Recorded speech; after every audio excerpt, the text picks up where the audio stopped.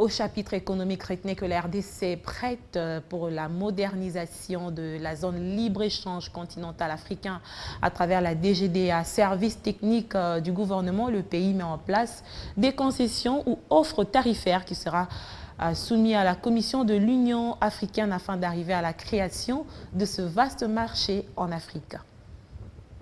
La matérialisation de la zone de libre-échange continentale africaine, dont l'objectif ultime est la création d'un vaste marché en Afrique qui regroupera les 55 États membres de l'Union africaine dans une même zone d'échange préférentiel et qui va contribuer à promouvoir le commerce interafricain et à booster son développement socio-économique, passe entre autres par la mise en place des concessions ou offres tarifaires de chaque pays membre.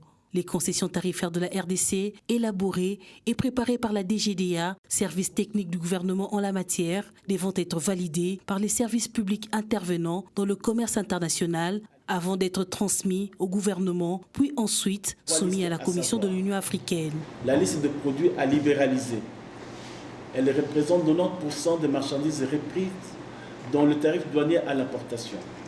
Le droit de douane pour les 10 produits seront démantelés progressivement pendant une période de 10 ans et à partir du 1er juillet 2020. La liste de produits sensibles, elle représente 7% de l'ensemble des produits repris dans le tarif douanier à l'importation. Le droit de douane pour ces produits seront libéralisés dans 13 ans dans une période de grâce de 5 ans. La liste de produits à exclure du processus de démantèlement tarifaire, elle représente 3% des lignes tarifaires de l'ensemble de produits repris dans le tarif douanier à l'importation. Les participants à ces travaux sont donc appelés à examiner sans complaisance ce projet de concession tarifaire. Vous êtes appelés à examiner sans complaisance le projet de concession tarifaire élaboré par la douane, par votre douane, en vue de discussions techniques franches devant conduire à son amélioration éventuelle avant sa transmission au gouvernement et du gouvernement au Parlement. Parce que les enjeux sont énormes, il est question de trouver de l'équilibre entre l'ouverture du marché national aux sociétés étrangères, de la suppression des droits de douane et la protection des entreprises nationales ainsi que la mobilisation des recettes du Trésor.